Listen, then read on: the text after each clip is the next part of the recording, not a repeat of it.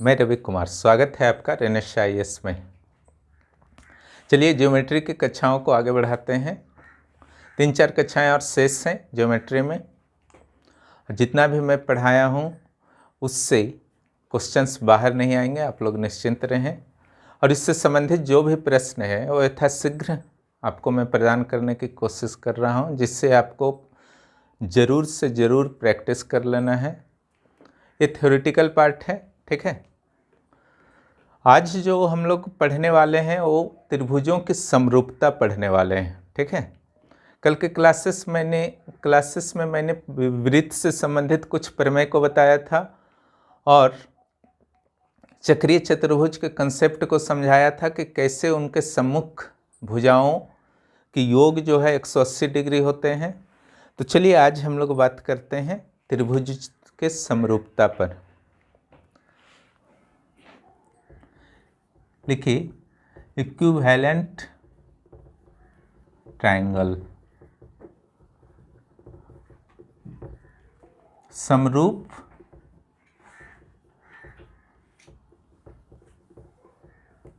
त्रिभुज। ये NCERT कक्षा 10 में भी आप पढ़ सकते हैं, डिटेल जिनको पढ़ने की इच्छा हो, ठीक है। ये कक्षा 10 में हम लोग प्रवेश कर चुके हैं और ये लास्ट है, ठीक है। 6 to 10 को मैंने बेस बनाया है और कुछ और भी इम्पोर्टेंट कंसेप्ट को अलग अलग बुक से मैंने ले करके आप तक पहुंचाने का प्रयास किया है। इसके कारण जितने भी क्लासेस मैंने लिए हैं वो आपके आगामी परीक्षाओं के लिए बहुत ही महत्वपूर्ण हैं। समरूप त्रिभुज हम लोगों ने पहले पढ़ा था सर्वांगसम त्रिभुज, उससे ये अलग है। सर्वांगसम एकदम सेम होता है, क्लोन्ड, ठीक है, लेकिन समरूप क्लोन्ड नहीं होता है, ये एक अनुपात में होता है, ठीक है। तब यहाँ पर प्रश्न उठता है कि समरूप त्रिभुज हम लोग किससे कहेंगे, ठीक है।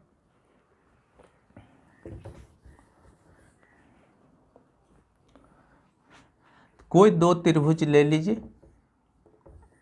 एक त्रिभुज ये है ABC, एक त्रिभुज मैंने और ले लिया, चलिए थोड़ा बड़ा साइज में लीजिएगा।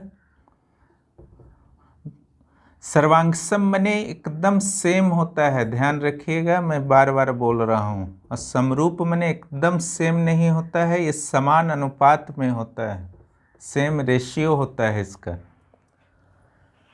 हालांकि एंगल्स बराबर हो सकते हैं, वहाँ पर एंगल्स को मैंने बताया था कि जो सर्वांग समता में मैंने बताया था कि सारे तो लगेंगे लेकिन ए फार्मूला वहाँ नहीं लगा था, ठीक है, कि तीनों एंगल अगर बराबर हों, ठीक है, तो वे समरूप होंगे, ऐसा वहाँ पर नहीं हो सकता था। इस समय सर्वांगसम होंगे ऐसा नहीं हो सकता था।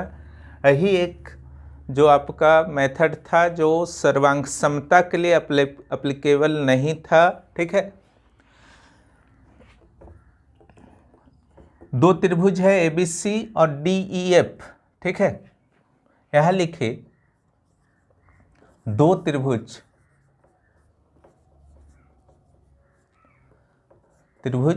ABC और त्रिभुज DEF समरूप होंगे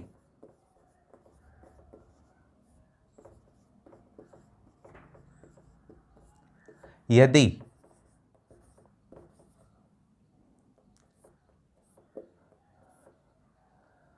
यहां लिख दीजिए त्रिभुज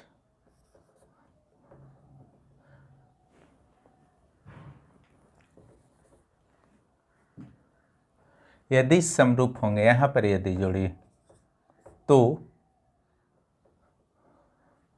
यहां हैं कर दीजिए, यदि समरूप हैं तो देखिए संगत कोण बराबर होता है, ये नंबर में लिखिए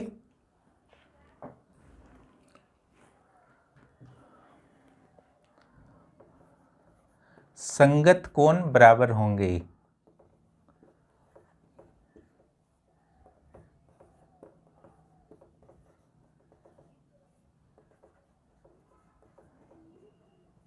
ए नंबर में ये हो गया संगत कोण, यानी कि ऊपर वाले से ऊपर वाले, ठीक है।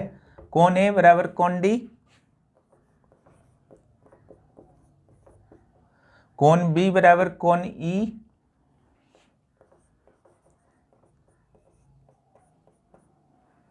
कोण सी बराबर कोण एफ।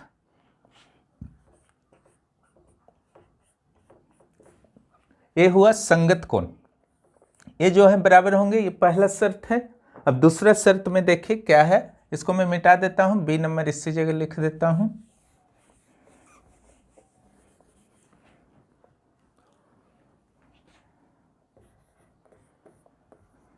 संगत भुजाएं कॉरेस्पॉन्डेंस साइड्स, संगत का अर्थ है कॉरेस्पॉन्डेंस, भुजाएं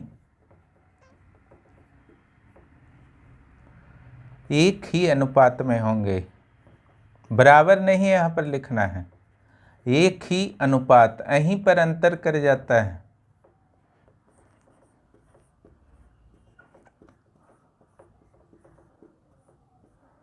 ठीक है, एक ही अनुपात का अर्थ क्या है, ए बी अनुपात डी। एग्जाम्पल जब आप बनाएंगे तो पूरी तरह से क्लियर हो जाएगा। इससे बहुत सारे प्रश्न जो हैं प्रतियोगी परीक्षाओं में रहा करते हैं। BC अनुपात EF, अनुपात को बाई के रूप में भी लिखा जाता है। अनुपात का अर्थ डिवीजन ही होता है, भागा ही होता है, ध्यान रखिएगा। और एक जो बचा है AC बाई DF,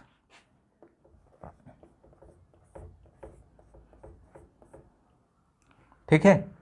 ये दूसरा शर्त है। अगर कोई भी दो त्रिभुज जो है अगर आपका समरूप है, तब ये दो ए नंबर और बी नंबर वाले शर्तों को पूरा करता है, ठीक है। अब आगे आइए, इसको मिटा देता हूं।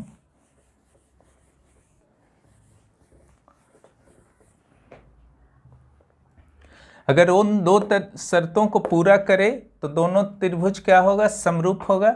समरूप का चिन्ह क्या होता है, सिंबल क्या होता है, इसको लिख लीजिए।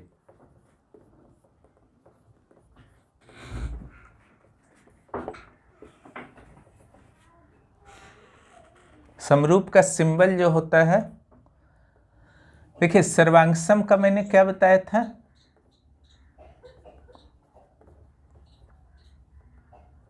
बराबर देने के बाद ऊपर इस ढंग से सांप की आकृति बना देना है, ठीक है। समरूप में क्या आपको करना है, जो बराबर के ऊपर सांप की आकृति है केवल ओ वाला रहेगा, नीचे का बराबर गायब हो जाएगा। लेकिन क्योंकि ये पूरी तरह से बराबर नहीं होता है, शायद इसलिए गणितज्ञों को लगा होगा कि बराबर चिन्ह को हटा दिया जाए। तो ये समरूप चिन्ह, ठीक है। तो अगर ये भुजा एक अनुपात में, ये भुजा एक अनुपात में, ये भुजा एक भुजा ये अनुपात सेम अनुपात में है तीनों, जैसा मैंने लिखा बी नंबर पॉइंट में, और ये एंगल बराबर है, ये एंगल बराबर है, ये एंगल बराबर है, तो क्या होगा, दोनों त्रिभुज समरूप होंगे, ठीक है। तो इसको कैसे लिखा जाएगा, देखिए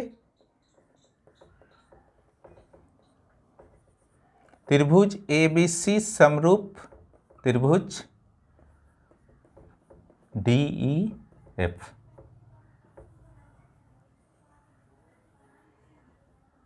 क्लियर। इस ढंग से आप आराम से लिख सकते हैं। यही है समरूपता का कंसेप्ट। समरूपता के कुछ और कंसेप्ट हैं, उसको आगे बढ़ाते हैं हम लोग, उसको समझिए। इसको मिटा देता हूं।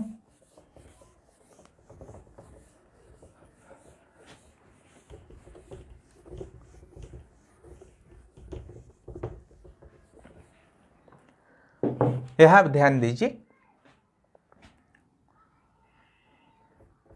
समरूपता हेडिंग में ही आगे चलेगा, ठीक है। यदि किसी त्रिभुज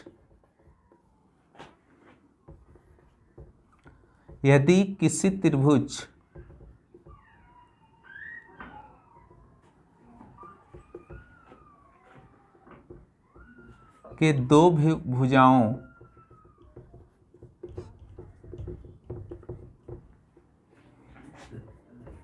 के किसी बिंदु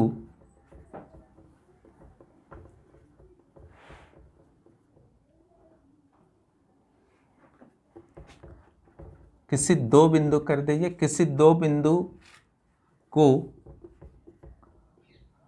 तीसरी भुजा के समांतर मिलाते हुए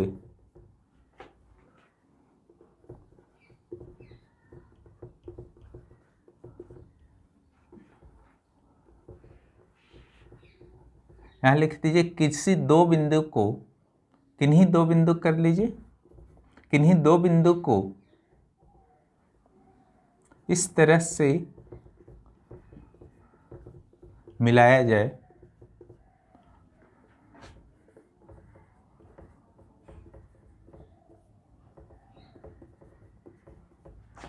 कि वह तीसरी भुजा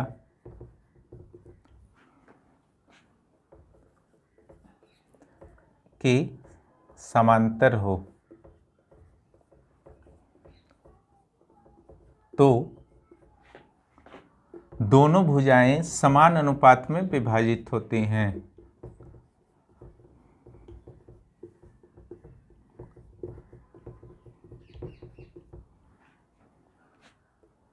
समान अनुपात में विभाजित होती हैं।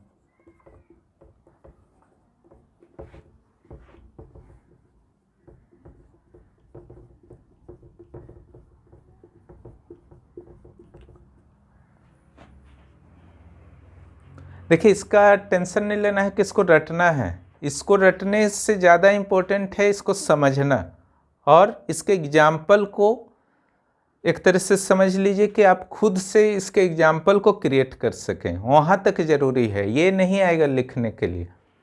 लेकिन अगर एग्जाम्पल समझ जाते हैं तो ये अपने वर्ड्स में आप लिख सकते हैं, कोई ज़रूरी नहीं किसी ढंग से लिखा जाए, ठीक है। इसका अर्थ जो है आप समझिए, एक त्रिभुज बनाइए, नाम दे दीजिए ABC, किन्हीं कोई दो भुजा ले सकते हैं, ये दोनों को ले लेते हैं। चलिए AB और AC में कहीं भी एक बिंदु ले लीजिए, कोई ज़रूरी नहीं है मध्य बिंदु लेना है, EF, और इसको जो है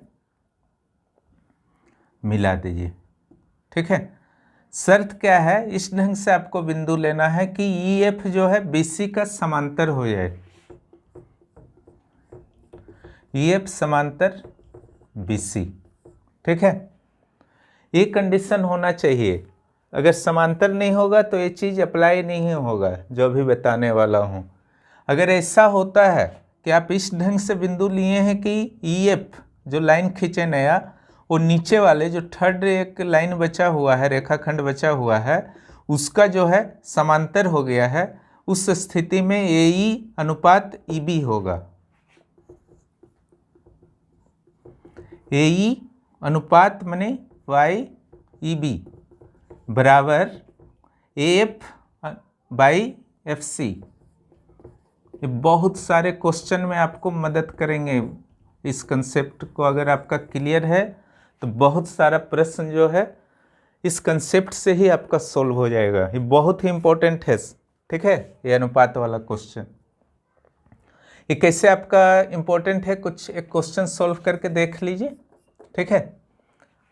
इसको फिर से आप लोग उतार लेंगे, इसी में मत भरिएगा। यहाँ लिखिए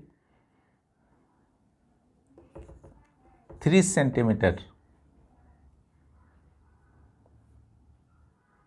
यहाँ लिखिए 2 सेंटीमीटर, यहाँ लिखिए 12 सेंटीमीटर और यहाँ लिखिए x सेंटीमीटर, x, ठीक है।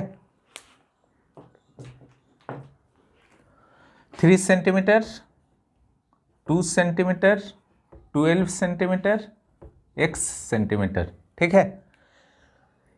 अगर आपको पता है AE, EB, AF और FC, एफ तक पता है तो एफ सी का मान निकालना है, ठीक है। ट्रायंगल ए बी सी में ए ई बी एफ का मान दिया गया है।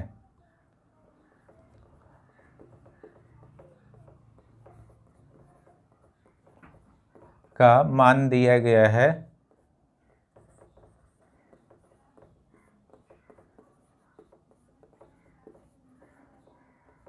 तो एफ सी का मान क्या होगा?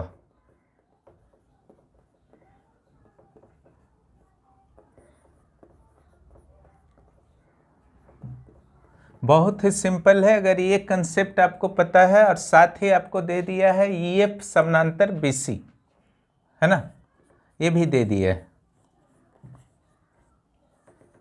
ये भी गिवन है, ई एफ और बी सी समानांतर है, ये गिवन है, बस इसको उतार देना है, ठीक है। अगर ये दोनों समानांतर है, ठीक है, तो ये दोनों का अनुपात और ये दोनों का अनुपात बराबर होगा A E F F C. Clear? यहां पर लिखिए ए ई कितना है 3, ई बी कितना है 2, एफ कितना है 12, एफ सी कितना है x। क्रॉस मल्टीप्लिकेशन कीजिए, जो अलजेब्रा पढ़े हैं वो तो जानते ही होंगे, ऐसे भी सिंपल है, या फिर 2 को 12 से गुना कर दीजिए और 3 को x से, दोनों इक्वल होगा। 3 इंटू एक्स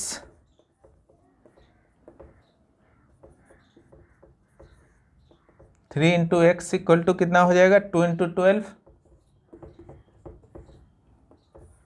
और x इक्वल टू कितना हो जाएगा, ये गुना में इधर है, उधर जाके डिवाइड हो जाएगा, भागा हो जाएगा,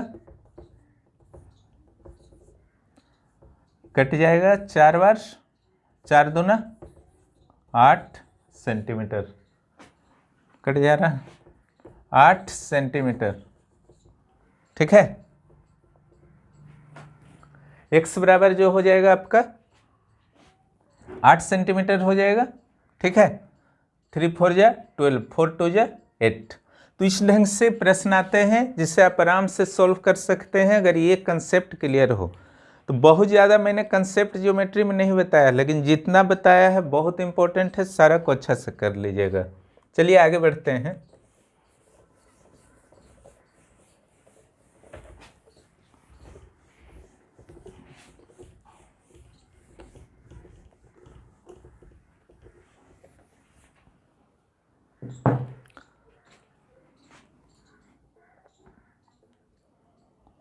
दो त्रिभुज लीजिए,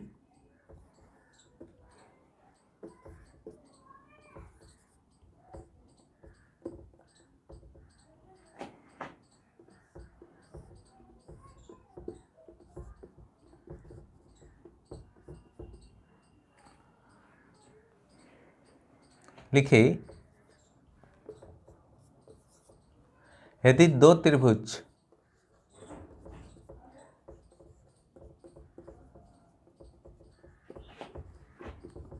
ABC और त्रिभुज DEF समरूप हैं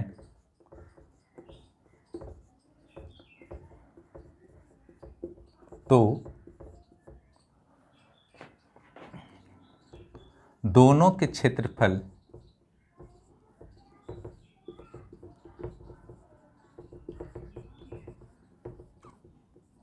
का अनुपात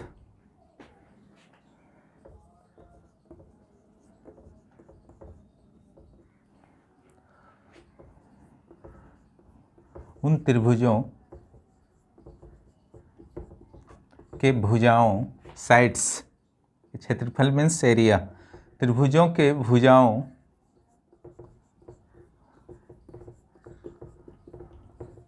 के वर्गों संगत यहाँ लिख दीजिए, संगत भुजाओं के वर्गों के अनुपात में होगा, के अनुपात के बराबर होगा।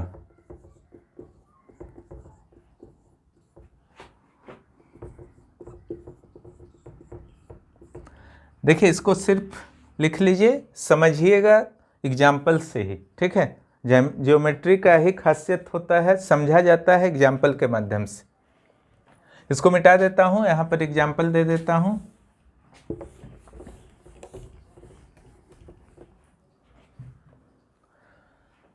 यहाँ क्या था कि दोनों का एरिया का अनुपात, तो इसका एरिया पहले लिख लीजिए, area of triangle ABC by area of triangle DEF equal to क्या होगा, संगत भुजाओं के वर्गों का अनुपात। इस भुजा का संगत ये होगा, दोनों समरूप है, पहले ही बता चुका है। त्रिभुज ABC समरूप का चिन्ह मैंने बताया सांप की तरह, त्रिभुज DEF, ठीक है, ये दिया हुआ है, उस स्थिति में ही एप्लीकेबल है। इसका और इसका पहले स्क्वायर कीजिए और अनुपात कीजिए, AB स्क्वायर, ठीक है। इसका संगत इधर, ये इधर है तो इधर है, उसी को संगत बोलते हैं, एक ही तरफ वाले को, DE।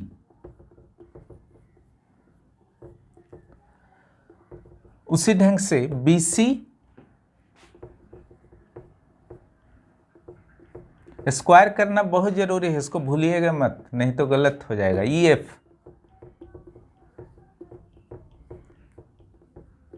उसी ढंग से AC और DF,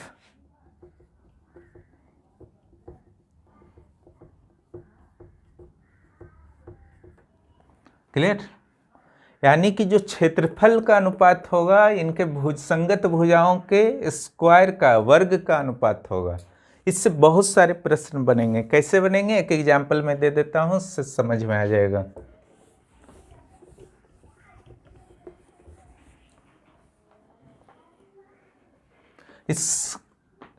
इन त्रिभुजों को फिर से आप उतार सकते हैं एग्जाम्पल के लिए, उसी में मत बनाइएगा जो पहले बनाए हैं।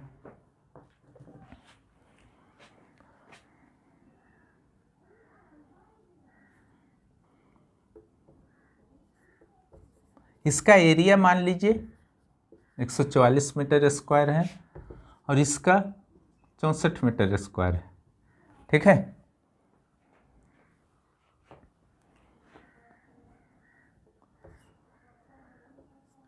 ये 4 मीटर है, ठीक है। तो ये कितना मीटर होगा, दोनों त्रिभुज सर्वांगसम दिया हुआ है, क्वेश्चन यही है, ठीक है। त्रिभुज ABC सर्वांगसम DF, दोनों त्रिभुज जो है सर्वांगसम है, इसका एरिया जो है 144 मीटर स्क्वायर है और DF त्रिभुज का एरिया जो है 64 मीटर स्क्वायर है, और एक भुजा इसका दिया हुआ है AB, तो DE का मान आपको निकालना है, ठीक है। तो आप जानते हैं अगर दो त्रिभुज सर्वांगसम हो तो उसके एरिया का जो अनुपात होता है, जो जस्ट अभी मैंने लिखा है, उसके भुजाओं के वर्गों के अनुपात के बराबर होता है। तो चूंकि एक ही भुजा निकालना है तो इन्हीं का वर्ग का, संगत भुजाओं के वर्ग का अनुपात करेंगे।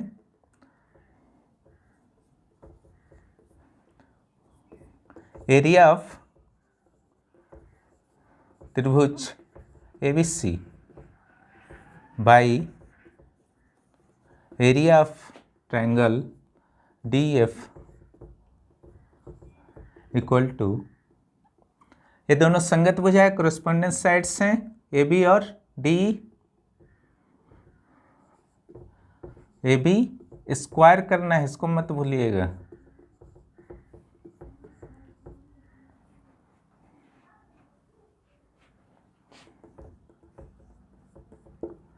एरिया ऑफ ABC कितना दिया है बैठा दीजिए, एरिया ऑफ डी एफ जो दिया है बैठा दीजिए, ए भी दिया हुआ है जो बैठा दीजिए, नीचे डी को बैठा दीजिए। ठीक है, क्रॉस मल्टीप्लिकेशन कर लीजिए, इसको इससे गुना कीजिए,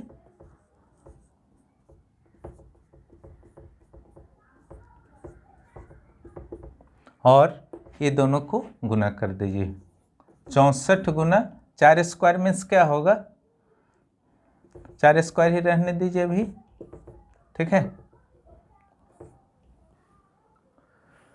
4 स्क्वायर ही रहने दीजिए। इससे आगे यहाँ कर देता हूँ, डी का मान निकालना है, इसको अकेला रखिए, डी स्क्वायर ही अभी रखिए, स्क्वायर जो है उधर जाके बाद में रूट बन जाएगा। ये पहले से 4 स्क्वायर इंटू 4 स्क्वायर का अर्थ क्या होता है, 4 इंटू 4, और नीचे जो ये आ जाएगा, यहाँ से जो आएगा ये मल्टीप्लाई में था, यहाँ डिवाइड हो जाएगा। ठीक है,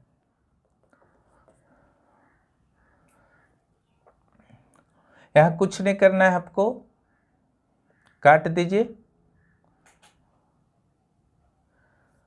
4 3 जा 12, 2 4 6 जा। ठीक है, 36 बार कटेगा 4 से, फिर 4 से कट जाएगा, 4 9 जा 36, ये आ गया आपका 64/9 डी ई स्क्वायर बराबर। ठीक है, डी स्क्वायर बराबर कितना आया, 64/9, और लिख सकते हैं इधर डी बराबर क्या हो जाएगा, रूट ओवर ऑफ 64/9।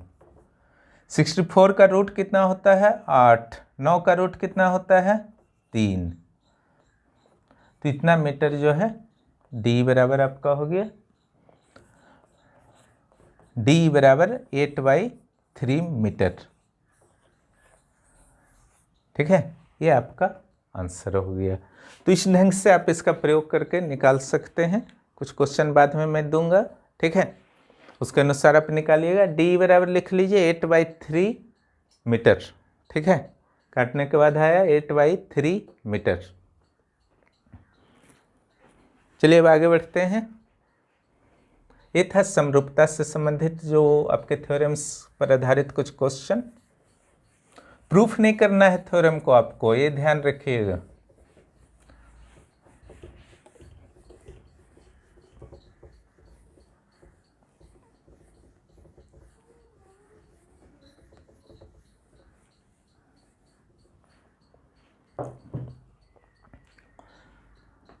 बहुभुज के बारे में आपको पहले भी मैं बताया हूं।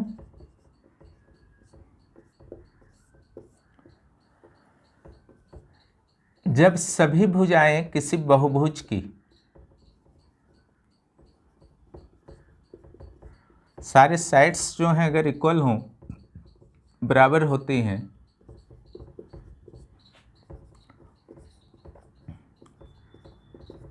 तो उसे समबहुभुज कहते हैं।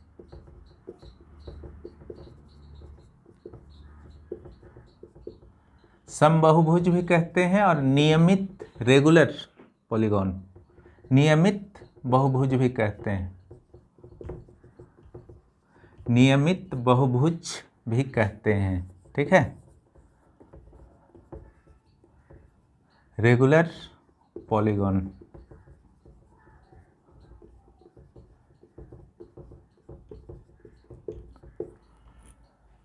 समबहुभुज का जो बताया गया था आपको, कुछ क्वेश्चन सॉल्व उस समय कराया गया था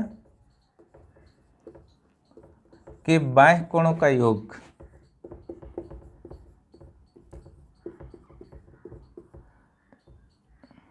समबहुभुज के साथ अन्य सभी प्रकार के बहुभुज का, सबके लिए एप्लीकेबल है। एक बार रिवीजन करा रहा हूं।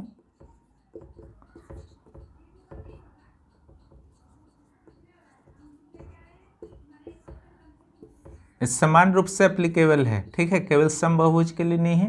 बाह्य कोणों का योग कितना बताया था मैंने, 360 डिग्री। ठीक है,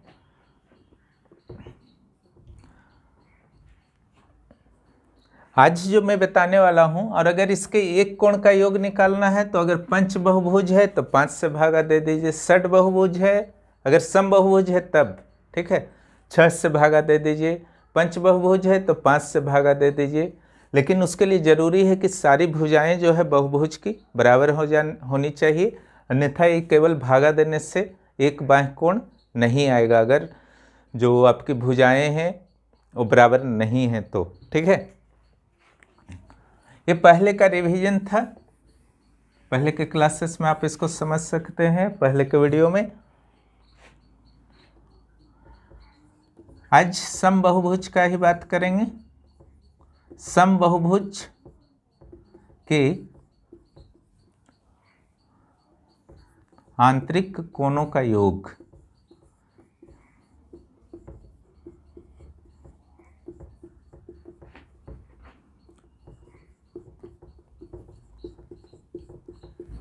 समबहुभुज के आंतरिक कोणों का योग बराबर n-2 into 180 degree, n-2 into 180 degree, where n is, जहाँ n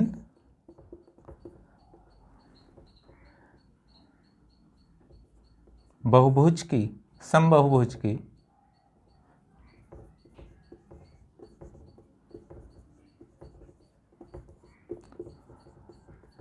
भुजाओं की संख्या है। समबहुभुज की भुजाओं की संख्या है। ठीक है, इस सूत्र जो है आपको याद रखना है, बहुत काम देगा। बाह्य कोणों का योग समबहुभुज का या किसी भी बहुभुज का 360 डिग्री, लेकिन आंतरिक कोणों का योग बहुभुज का कितना होता है, n-2 इंटू 180। ठीक है, जैसे त्रिभुज का निकालना है, त्रिभुज भी एक बहुभुज है,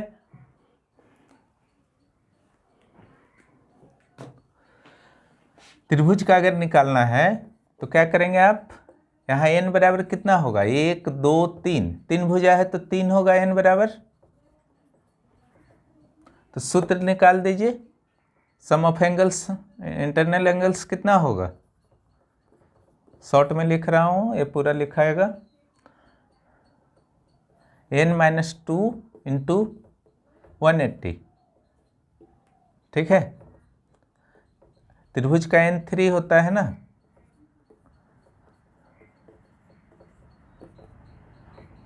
वन इंटू 180 बराबर 180 डिग्री। आप जानते हैं त्रिभुज के तीनों कोणों का योग कितना होता है, 180 डिग्री।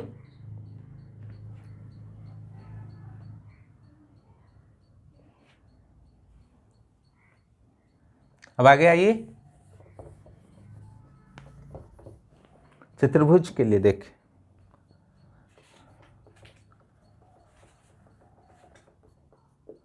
n=4, सम कितना हो जाएगा टोटल इंटरनल एंगल का, 4 - 2 180,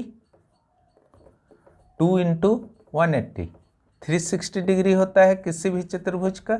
इसको अगर समकोण में बदलना है 90 से भाग दे दीजिए तो 4 समकोण आ जाएगा। ठीक है, इसको ध्यान से देख लीजिए। अब एक बता देता हूँ षड्भुज का, इसके लिए कोई ज़रूरी नहीं कि समान हो, इंटरनल एंगल्स का जो टोटल निकालना है, इसीलिए मैं सम नहीं लगा रहा हूँ। षड्भुज का n बराबर 6, तो टोटल कितना हो जाएगा, सम जो है आंतरिक कोणों का, इंटरनल एंगल्स का सम कितना हो जाएगा, n-2 इंटू 180, n की जगह 6 बैठाइए, 4 इंटू 180, 19 तक पहाड़ा आप लोग याद रखिए हमेशा। ठीक है, जैसे 18 4 जा, इसमें टाइम नहीं लगना, वहाँ टाइम नहीं होता है वन डे एग्जाम में, टाइम बहुत कम दिया जाता है, इसलिए हो सके तो 29 तक का याद रखिए। उसके अलावा स्क्वायर जो है आपको 49 तक याद होना चाहिए। 720 डिग्री है, और अगर इसको समकोण में आता है, ऑब्जेक्टिव क्वेश्चन में समकोण में आपको ऑप्शन दिए गए हैं, तो 90 से भाग दे दीजिए तो 8 समकोण हो जाएगा। ठीक है,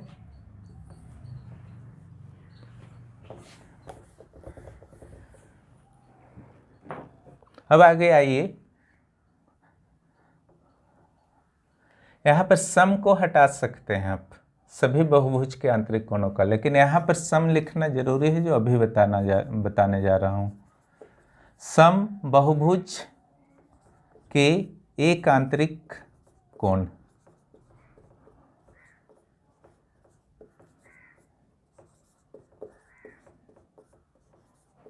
का मान, देखिए इसी को लिखना है। चूंकि एक का निकालना है तो जितना भुजा है समबहुभुज का, n भुजा है, उसी से डिवाइड कर देना है। ठीक है, ये आपका फार्मूला हो जाएगा। निकलेगा कैसे?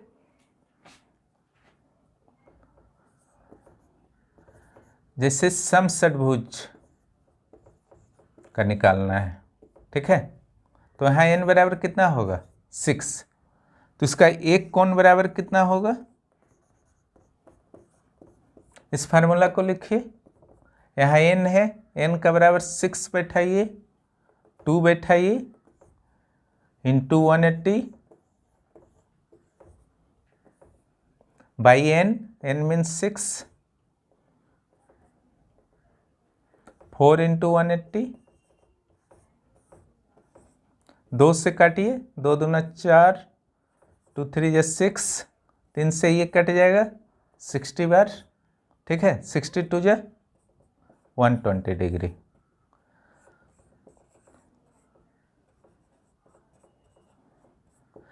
षटभुज अगर सम षटभुज है तो उसका एक कोण कितना होता है 120 डिग्री।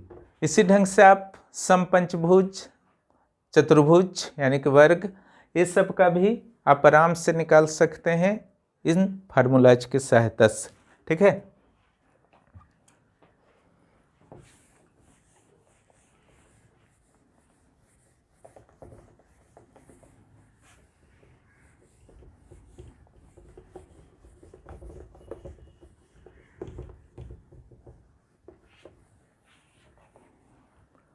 लास्ट जो आज का है, विकर्णों की संख्या बहुभुज के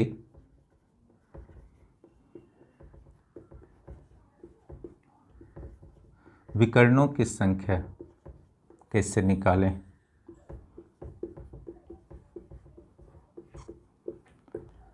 ये भी अक्सर प्रश्न पूछ दिए जाते हैं कि अष्टभुज में कितने विकर्ण होंगे, चलिए निकालिए, या फिर दशभुज में कितने विकर्ण होंगे, निकालिए। अब आप काउंट करने वहाँ जाएंगे, उतना समय नहीं होता है। ठीक है, इसके लिए भी जो फार्मूला है उसको आपको अपनाना है। ठीक है,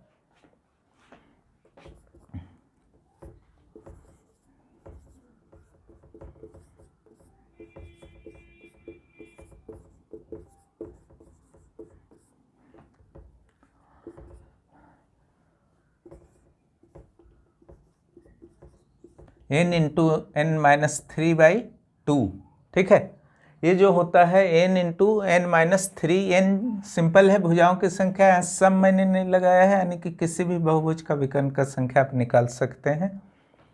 चलिए चतुर्भुज का निकालिए, त्रिभुज का तो विकर्ण नहीं होता है। चतुर्भुज में जो है n बराबर कितना होगा 4, विकर्ण का संख्या निकालिए।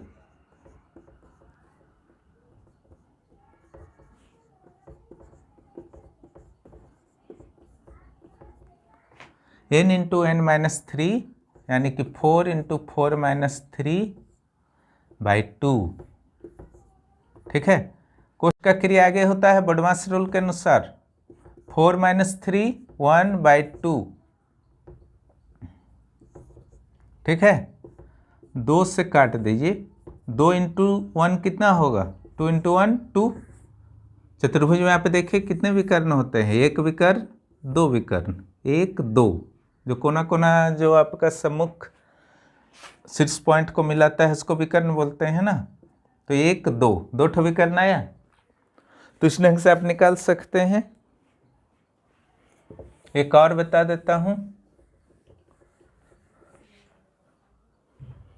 अष्टभुज का निकाल लीजिए।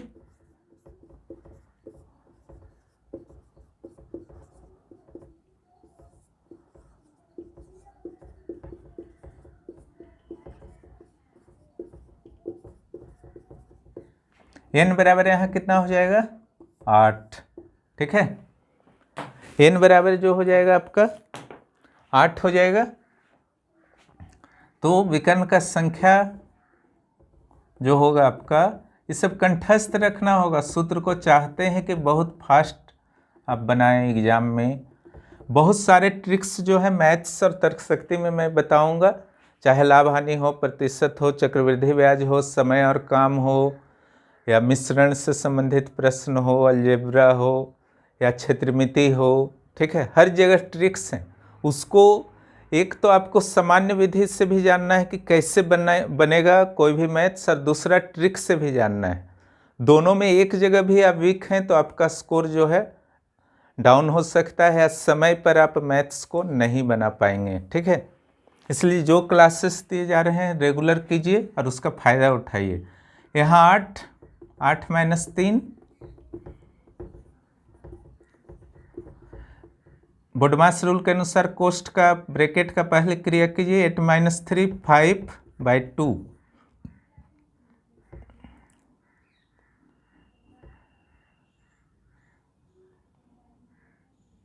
यहाँ जो आपका हो जाएगा 4 20। विकर्णों की संख्या कितने आ जाएगा, 20। उसी ढंग से सप्तभुज का निकाल सकते हैं, पंचभुज का निकाल सकते हैं। ठीक है, पंचभुज का जैसे निकाल लीजिए,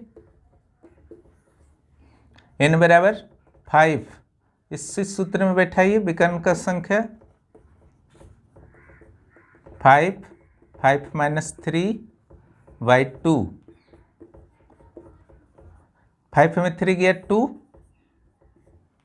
ओनली 5।